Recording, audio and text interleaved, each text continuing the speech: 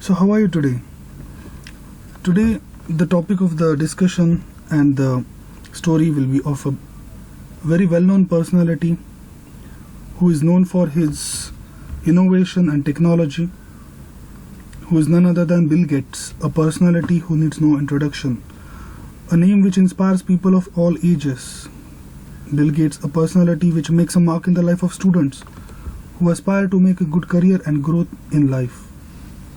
His biography is inspirational to all people who are ambitious in life and which sums up to one moral that never give up. Here I will give you a small bio of the man himself. Bill Gates' biography. Let us start with the synopsis. Entrepreneur Bill Gates was born on October 28, 1955 in Seattle, Washington, United States. Began to show an interest in computer programming at the age of 13. Through technological innovation, keen business strategy, and aggressive competitive tactics, he and his partner Paul Allen built the world's largest software business, Microsoft. In the process, Bill Gates became one of the richest men in the world. Okay, let us start with the quick facts about the Bill Gates before we start about his early life. Bill Gates' full name is William Henry Gates. Yes, it's William Henry Gates, but we know him with the name Bill Gates. Occupation: entrepreneur, computer programmer, philanthropist. Birth date: October 28, 1955. Education: Lakeside School and Harvard College. Place of birth: Seattle, Washington. Zodiac sign: Scorpio. He's best known for as entrepreneur Bill. He's best known for his entrepreneurship. He founded the world's largest software business, Microsoft, and become the richest man in the world, as I said earlier. Let's begin with his early life. Born William Henry Gates III on October 28, 1955 in Seattle, Washington. Began to show an interest in computer programming at the age of 13 at the Lakeside School. He pursued his passion through college, striking out on his own with his friend and business partner Paul Allen. Gates found himself at the right place at the right time. Through technological innovation, keen business strategy, and aggressive competitive tactics, he built the world's largest software business, Microsoft. In the process, he became one of the richest men in the world. Bill Gates grew up in an upper middle class family with two sisters, Christiane, who is older, and Libby, who is younger. Their father, William H. Gates Sr., was a promising, if somewhat shy, law student when he met his future wife, Mary Maxwell. She was an athletic, outgoing student at the University of Washington, actively involved in student affairs and leadership. The Gates family atmosphere was warm and close, and all three children were encouraged to be competitive and strive for excellence. Bill showed early signs of competitiveness when he coordinated family athletic games at their summer house on Puget Sound. He also relished in playing board games. Risk was his favorite and excelled in Monopoly. Bill had a very close relationship with his mother, Mary, who after a brief career as a teacher devoted her time to helping raise the children and working on civic affairs with charities. She also served on several corporate boards, among them First Interstate Bank in Seattle, founded by her grandfather, the United Way, and the International Business Machines IBM. She would often take Bill along on her volunteer work in schools, community organizations. Bill was a voracious reader as a child, spending many hours poring over reference books such as the encyclopedia. Around the age of 11 or 12, Bill's parents began to concern about his behavior. He was doing well in school, but he seemed bored and withdrawn at times. His parents worried he might become a loner, though they were strong beliefs in public education. When Bill turned 13, they enrolled him in Seattle Lakeside School, an exclusive preparatory school. He blossomed in nearly all his subjects, excelling in math and science, but also doing very well in drama and English. While at Lakeside School, a Seattle computer company offered to provide computer time for the students. The Mothers Club used proceeds from the school's rummage sale to purchase a teletype terminal for students to use. Bill Gates became entranced with what a computer could do and spent much of his free time working on the terminal. He wrote a tic-tac-toe program in basic computer language that allowed users to play against the computer. It was a lakeside school where Bill met Paul Allen, who was 2 years his senior. The two became fast friends, bonding on their common enthusiasm over computers. Even though they were very different, Allen was more reserved and shy. Bill was feisty, at times combative. They both spent much of their free time together working on programs. Occasionally they disagreed and would clash over who was right or who should run the computer lab. On one occasion, their argument escalated to the point where Allen banned Gates from computer lab. On another occasion, Gates and Allen had the school computer privileges revoked from taking advantages of software glitches to obtain free computer time from the company that provided the computers. After their probation, they were allowed back in the computer lab. When they offered to debug the program, during this time, Gates developed a payroll program for the computer company. The boys hacked into and scheduling program for school. In 1970, at the age of 15, Bill Gates went into business school with his pal, Paul Allen. They developed Traf-O-Data, a computer program that monitors traffic pattern in Seattle, and netted $20,000 for their efforts. Gates and Allen wanted to start their own company, but Gates' parents wanted him to finish school and go on to college, where they hoped he would work to become a lawyer. Bill Gates graduated from Lakeside in 1973. He scored 1,590 out of 1,600 on the school SAT test, a feat of intellectual achievement that for several years he boasted about when introducing himself to new people. Now let's know about his early career. Gates enrolled at Harvard University in the fall, originally thinking of a career in law, but his freshman year saw him spend more of his time in computer lab than in the class. Gates did not really have a study regime. Instead, he could get by on a few hours of sleep, cram for a test, and pass with reasonable grade. Gates remained in contact with Paul Allen, who, after attending Washington State University for 2 years, dropped out and moved to Boston, Massachusetts, to work for Honeywell. In the summer of 1974, Gates joined Allen at Honeywell. During this time, Allen showed Gates an edition of Popular Electronic magazine featuring an article on the Altair 8800 mini computer kit. Both boys were fascinated with the possibilities this computer could make toward personal computer. The Altair was made by a small company in Albuquerque, New Mexico called Micro Instrumentation and Telemetry Systems, MITS. Gates and Allen contacted the company proclaiming they were working on a basic software program that would run the Altair computer in reality. They didn't have an Altair to work with the codes to run it, but they wanted to know if MITS was interested in someone developing such software. MITS its president Ed Roberts asked the boys for a demonstration. Gates and Allen scrambled and spent the next 2 months writing the software at Harvard Computer Lab. Allen traveled to Albuquerque for test run as MITS never have tried it out on an Altair computer. It worked perfectly. Allen was hired at MITS and Gates soon left Harvard to work with him. Much to his parents' dismay, in 1975 Gates and Allen formed a partnership they called Microsoft, a blend of microcomputer and software. Microsoft, which Gates and Allen dropped the hyphen in less than a year, started off on shaky footing. Though their basic software program for Altair computers netted the company a fee and royalties, it wasn't meeting their overhead. Microsoft basic software was popular with computer hobbyists who obtained pre-market copies and were reproducing and distributing them for free. According to Gates' later account, only about 10% of the people using BASIC in the Altair computer had actually paid for it.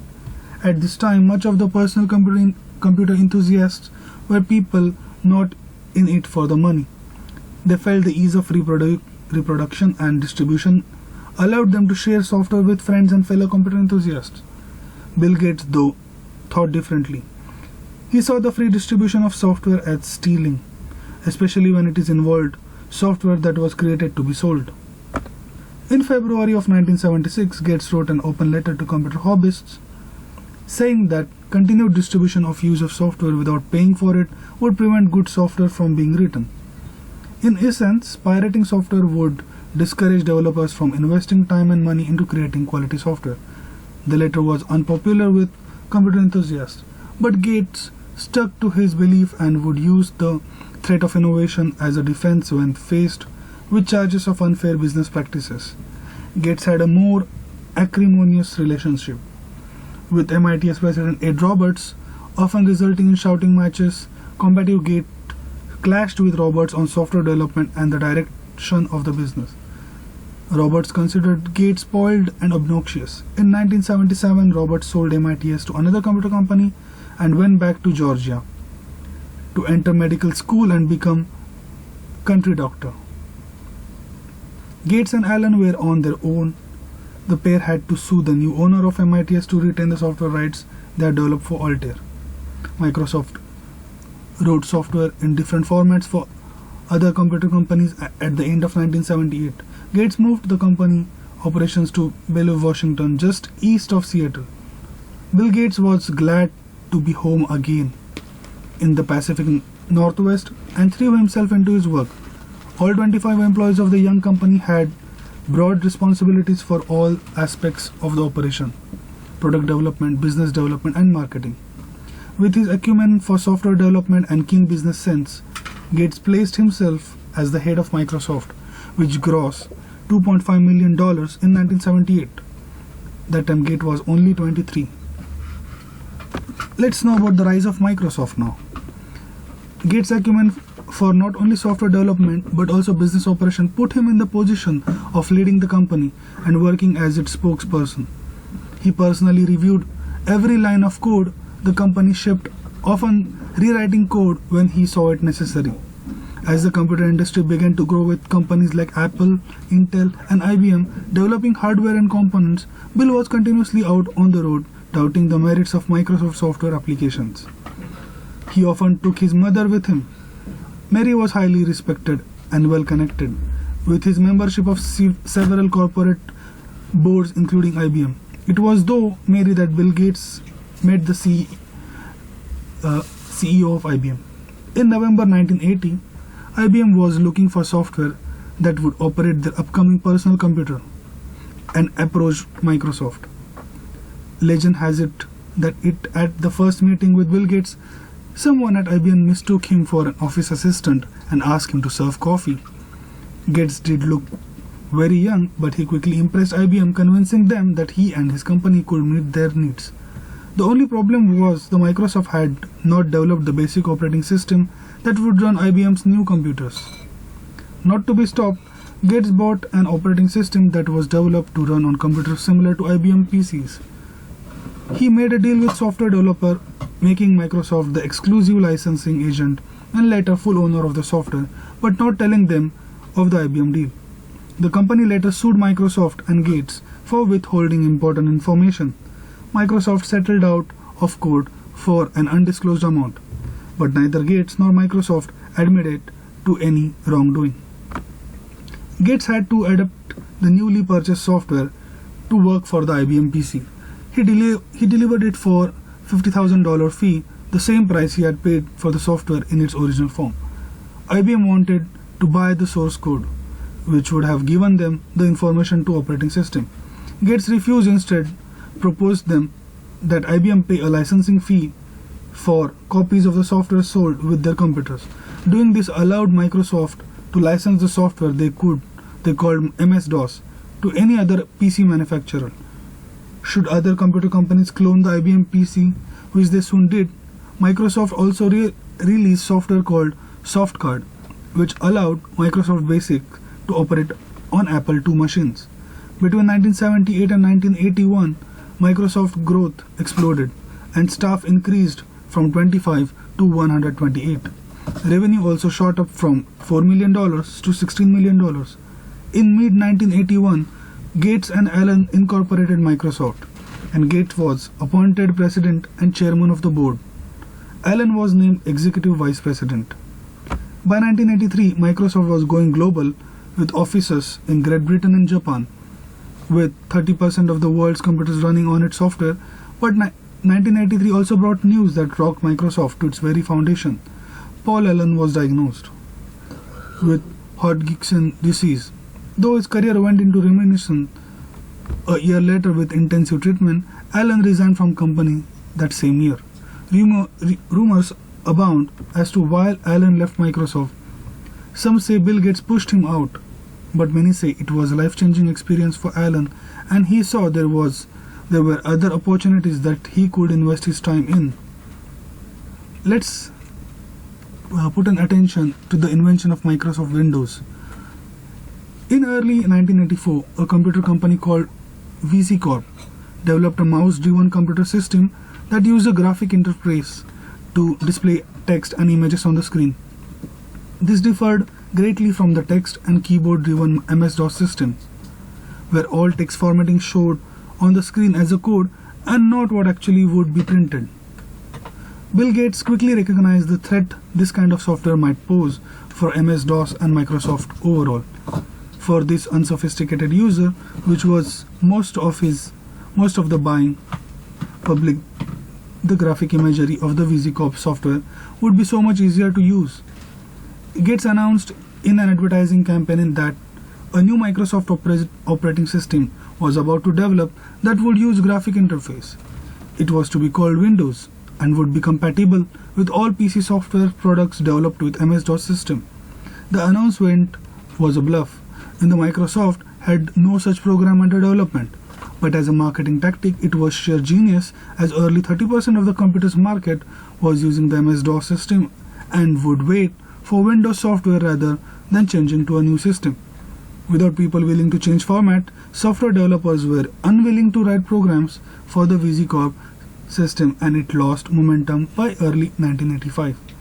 In November 1985, Bill Gates and Microsoft launched Windows. Nearly 2 years after his announcement, visually the Windows system looked very similar to the Macintosh system Apple Computer Corporation had introduced nearly 2 years earlier. Apple had an earlier given Microsoft full access to that technology while it was working on making Microsoft products capable for Apple computers. Gates have developed Apple to license their software, but they ignored the advice. Being more interested in selling computers once again, Gates took full advantage of the situation and created a software format that was strikingly similar to the Macintosh. Apple threatened to sue, Microsoft retaliated, saying it would delay shipment of its Microsoft-capable software for Macintosh users. In the end, Microsoft prevailed in the courts because it would prove that while there were similarities in how the two software systems operated, each individual function was distinctly different.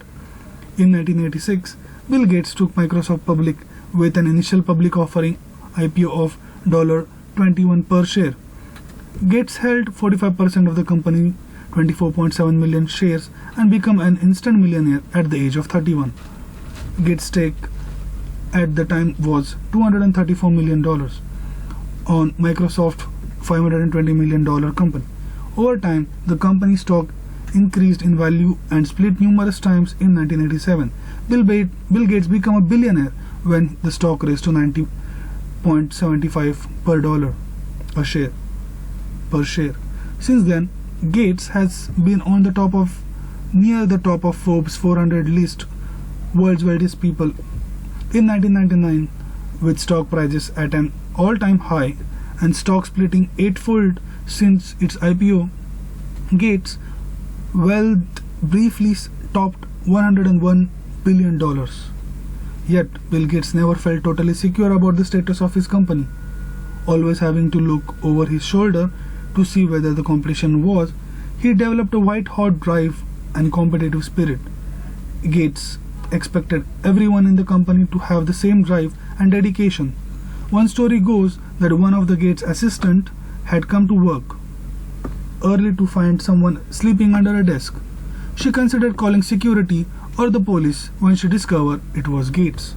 Bill Gates' intelligence allowed him to be able to see all sides of the software industry, product development and corporate strategy. When analyzing any corporate move, he would develop a profile of all the possible cases and run through them, asking questions about anything that could possibly happen. His confrontation management style became legend, as he would challenge employees and their ideas to keep their creative process going. An unprepared presenter would hear that the stupidest thing I have ever heard from Gates. But this was as much as a taste of rigor of the employees as it was Gates' passion for his company. He was constantly testing the people around him to see if they was really convinced of their ideas. Outside the company, Bill Gates was gaining a reputation as a ruthless competitor. Several tech companies led by IBM began to develop their own operating system called OS/2 to replace MS-DOS. Rather than giving in to pressure, Gates pushed ahead with Windows software, improving its operation and expanding its uses. In 1989, Microsoft introduced Microsoft Office, which bundled Office productivity applications such as Microsoft Word and Excel into one system that was compatible with all Microsoft products. The applications were not as easy compatible with OS/2. Microsoft's new version of Windows sold 100,000 copies in just 2 weeks, and OS/2 soon faded away. This left Microsoft with virtual monopoly on operating system for PCs. Soon the Federal Trade Commission began to investigate Microsoft for unfair marketing practices. Microsoft faced a string of Federal Trade Commission and Justice Department investigations throughout the 1990s. Some related allegations that Microsoft made unfair deals with computer manufacturers who installed the Windows operating system on their computers. Other charges involved Microsoft forcing computer manufacturers to sell Microsoft Internet Soft Explorer as a condition for selling the Windows operating system with their computers. At one point, Microsoft faced a possible breakup of its two divisions, operating system and software development. Microsoft defended itself, harking back to Bill Gates' earlier battles with software piracy and proclaiming that such restrictions were a threat to innovation. Eventually, Microsoft was able to find a settlement with the federal government to avoid a breakup. Through it all, Gates found some inventive way to deflect the pressure with light-hearted commercials and public appearances at computer trade shows, posing as Star Trek's Mr. Spock. Gates continued to run the company and weather the federal investigations through the 1990s. Let's get to know about personal life of Bill Gates. In 1989, a 28-year-old Microsoft executive named Melinda French caught the eye of Bill Gates, then 37. The very bright and organized Melinda was a perfect match for Gates. In time, their relationship grew as they discovered an intimate and intellectual connection. On January 1994, Melinda and Bill were married in Hawaii. But only a few months later, heartbreak struck Bill Gates as his mother was diagnosed with breast cancer. She died in June 1994. Gates was devastated. Bill and Melinda took some time off in 1995 to travel to several countries and get a new perspective on life and the world. In 1996, their first daughter Jennifer was born. A year later, Gates moved his family into a 55,000 square feet, a $54 million house on the shore of Lake Washington. Though the house served as a business center, it is said to be a very cozy home for the couple and their 3 children. As you all know, that Bill Gates and Melinda Gates are famous for their philanthropic efforts. Now let us see some of those. With the influence of his wife, Melinda Gates took an interest in filling his mother's role as a civic leader. He began to realize that he had an obligation to give more of his wealth to charity. Being the consummate student he was, Gates studied the philanthropic work of Andrew Carnegie and John D. Rockefeller, Titans, and the American Industrial Revolution. In 1994, Gates and his wife established the William H. Gates Foundation, which was dedicated to supporting education, world health, and investment in low-income communities. In 2000, the year the couple combined several family foundations to form the Bill and Melinda Gates Foundation. They started out by making $28 billion contribution to set up the foundation.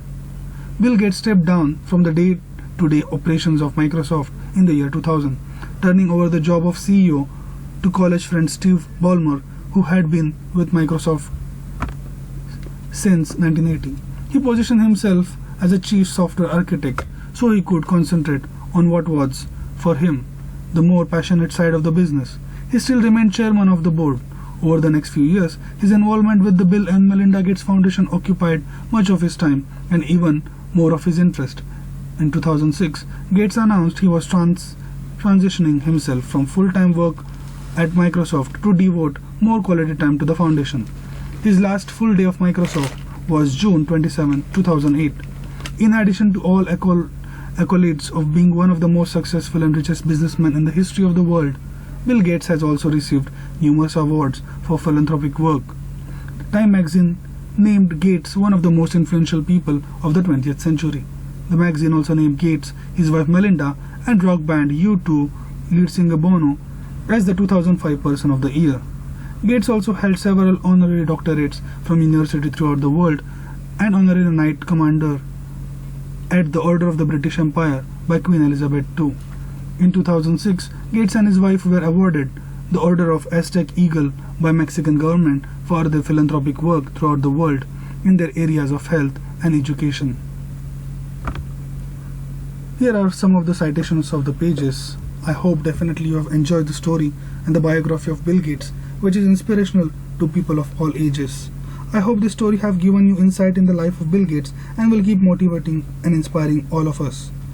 With this note, keep chasing your dreams, never give up, and remember, failure is part of the life, not end of the life. Thank you.